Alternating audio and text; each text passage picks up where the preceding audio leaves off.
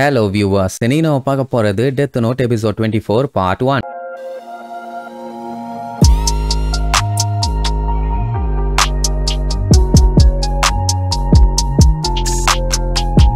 Open பண்ணா போன பாட்டுல ஒரு வழியா ஹிகுச்சிய ரவுண்ட் கட்டிட்டானுங்க. இப்போ அவன் தான் கிரா. எல்லுகிட்ட போய் புடிச்சிடலாமான்னு கேட்டா தாராளமா போய் புடிங்க. பட் அவன் தான் கிரா. யாரோட மூவும் தெரியாத மாதிரி அவனை கேர்ஃபுல்லா அரெஸ்ட் பண்ண சொல்லிடுவான். ஆனா எசக பொசக அவன் இதுக்கப்புறம் ஏதாச்சும் ட்ரை பண்ணானா அவனை ஸ்டாப் பண்றதுக்காக பட்டாரி கரெக்டா எய்ம் வச்சு வெயிட்டிங்ல இருக்காரு. ஆனா அதுக்காக கொல்லலாம் மாட்டாரு. ஜஸ்ட் ஒரு சேஃப்டி ப்ரிகாஷனுக்காக தான். ஏதாச்சும் பண்ணா கை கால 4 புல்லட் இறங்கும், அவ்வளவுதான். சீஃப் ஐசாவா கிட்ட மூஞ்ச மறைக்க ஏதாச்சும் இருந்துச்சுன்னா மறைச்சிட்டு என் கூட வாம்பாரு. அவனுக்கு அவ்வளவு சந்தோஷம். ஏன்னா கிராவை பிடிக்கணும்னு அவனுக்கு ஆசை. ஆனா அது எதுவும் முடியாம அங்கிருந்து வந்துட்டமேனு ஃபீல் பண்ணிட்டு இருந்தான். ஆனா இப்ப பாத்தீங்கன்னா அதுக்காக இவனும் ஹெல்ப் பண்ணிருக்கான்னு அவ்வளவு ஹாப்பி. எல்லாம் ரவுண்ட் கட்டி நின்னுட்டு தம்புடு ஒழுங்கா வெளியில வந்துடு, கைய மேல தூக்கி சைலண்டா நில்லு, இல்ல ஒரே போடா போட்டுருவான அவனும் பொறுமையா வருவான். வந்த அடுத்த செகண்ட் அவன் கைய புடிச்சு பின்னாடி கட்டி அலேக்கா லாக் பண்ணி கண்ணை கட்டிடுவாங்க. இரான்னு டவுட் ஆனதுக்கே போட்டு அந்த பாடுபடுத்தினா கன்ஃபார்மே ஆயிருச்சு. இனி இவனை விடுவாங்க நம்ம எள்ளு தான். உடனே அவன் தலையில ஹெட்போனை மாட்ட சொல்லி எப்படி நீ கொல்லுவேன்னு அவன்கிட்ட விசாரிப்பான். பட் ஆனா அவன் சொல்ற மாதிரி இல்ல, நீ சொல்லித்தான் ஆகணும், இல்லன்னா உன் நிலைமை ரொம்ப மோசமாயிரும்னு சொல்லி மிரட்டினதுக்கு அப்புறம் வேற வழி இல்லாம அதான் மாட்டிட்டமே அதனால சொல்லிடுவான். ஃபர்ஸ்ட் நான் சொன்ன நம்ப மாட்டேன்பா. அதுக்கப்புறம் அந்த நோட் புக் தான் நான் பார்த்த முகத்தோட பேர் அதுல எழுதுனேன்னா போதும், அவங்க செத்துருவாங்கம்பானா.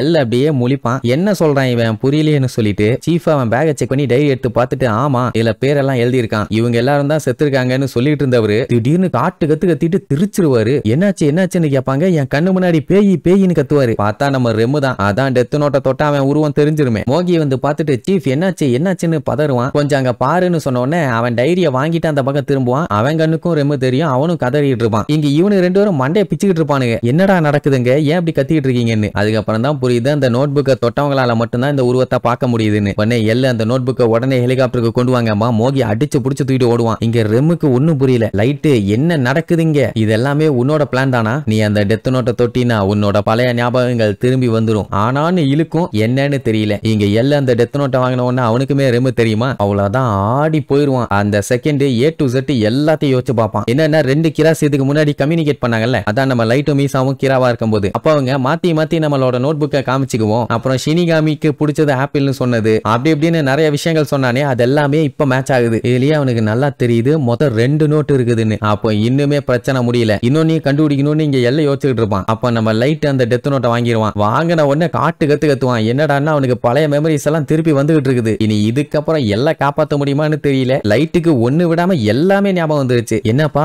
அந்த மான்ஸ்டரை பார்த்தோன்னா சர்ப்ரைஸ் ஆயிட்டியா அப்படின்னா அவன் அப்படியே சர்ப்ரைஸ் ஆகி ஒரு மாதிரி பேசியிருந்தான்னா பரவாயில்ல. இரு நான் செத்தவங்களோட லிஸ்ட்டை செக் பண்றேன்னு ரொம்ப கேஷுவலா ஹேண்டில் பண்ணுவான். என்ன ஆச்சு இவனுக்கு அப்படின்ட்டு லைட்டா எல்லுக்கு டவுட் ஆகும். ஆனா பெருசா கண்டுக்க மாட்டான். அப்பதான் லைட்டோட முகத்தை காட்டுறாங்க.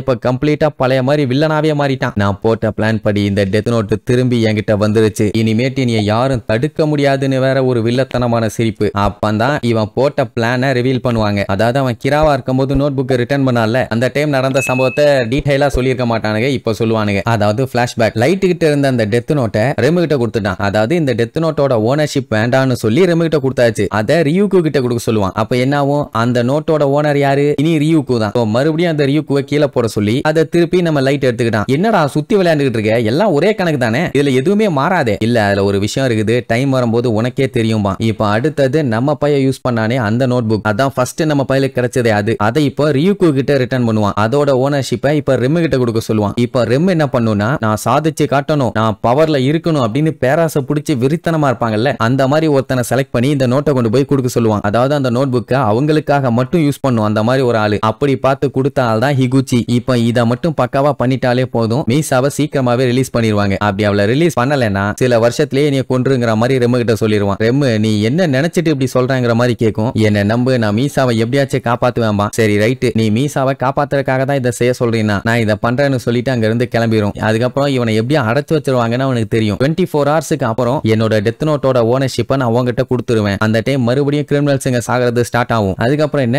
இவங்க கிரா இல்லன்னு சொல்லி இவங்க 2 பேத்தையும் இப்பவோ இல்ல கொஞ்ச நாள் கழிச்சோ ரிலீஸ் பண்ணிடுவாங்க. எப்படியும் அந்த டைம் இவனுக்கு எந்த ஒரு மெமரிஸும் இருக்காதுன்னு வைங்களேன். எல்லை கிராவை கேட்ச் பண்றதுக்காக இவனை யூஸ் பண்ணுவான்னு அவனுக்கு நல்லாவே தெரியும். அந்த டைம் மெமரி இல்லாம இவன் என்ன பண்ணுவான் ஏது பண்ணுவான்னு இவனுக்கு தெரியும். சோ திருப்பி கிராவை கண்டுபிடிக்கிறோன்னு அந்த நோட் புக் நமக்கு இவங்கிட்ட தானே வந்து சேரும். அந்த டைமுங்கும் போது எல்லு கிட்ட இருந்து அந்த நோட்டை ஆட்டே போட்டுடலான்னு ஒரு ஐடியா. அந்த டைமுங்கும் போது அந்த டெத் நோட்டோட ஓனரை போட்டு தள்ளிடுவான்னு வைங்க. பட் ஒரே ஒரு பஞ்சாயத்து, அந்த நோட்டு அவன் கையில இருக்கும் போது மட்டும்தான் அந்த மெமரிஸ் எல்லாம் அவனுக்கு வரும். ஏன்னா அதுக்கு ஓனர் இப்ப வேற ஒருத்தன். நோட் புக் அவன் கையை விட்டு போயிடுச்சுன்னா மறுபடியும் மறந்துடுவான். அப்போ இந்த டெத் நோட்டை ரிட்டர்ன் பண்றதுக்கு முன்னாடியே நம்மால ஹிகுச்சியை போட்டு தள்ளி ஆகணும். அப்பதான் அந்த நோட்டோட ஓனர்ஷிப் திருப்பி இவங்கிட்டே வரும். இல்ல இன்னொரு காமெடி என்ன தெரியுமா, அவன் கையில கட்டி இருந்த வாட்ச்லயே அந்த டெத் நோட்டோட பேப்பரை அவன் வச்சிருக்கான். அது அவனுக்கு மெமரி எரேஸ் ஆகும் போதே எரேஸ் ஆயிருச்சு. பட் இப்ப ஞாபகம் வந்துருச்சு. வச்சிருக்க வாட்ச்ல அந்த முள்ள திருகிற ட்ரிகரை 4 டைம் வித்தின் செகண்டுக்குள்ள இழுத்தான்னா அது கீழே ஓபன் ஆகும். உள்ள பாத்தீங்கன்னா டெத் நோட்டோட பேப்பர். பெண்ணு வச்சு எழுதிட்டு இருக்கலாம் டைம் இல்ல. அதனால குண்டூசியை வச்சு கையில குத்தி ரத்தத்தாலேயே ஹிகுச்சியோட பேரை அதுல எழுதுவான். இது எல்லாத்தையுமே எல்லு பக்கத்துல தான் உட்காந்து பண்ணிட்டு இருக்கான். அந்த லூசு பையன் நோட் பண்ணாம விட்டுட்டான். அவன் ஹிகுச்சியை பத்திரமா கார்ல ஏத்தி கொண்டு வாங்க,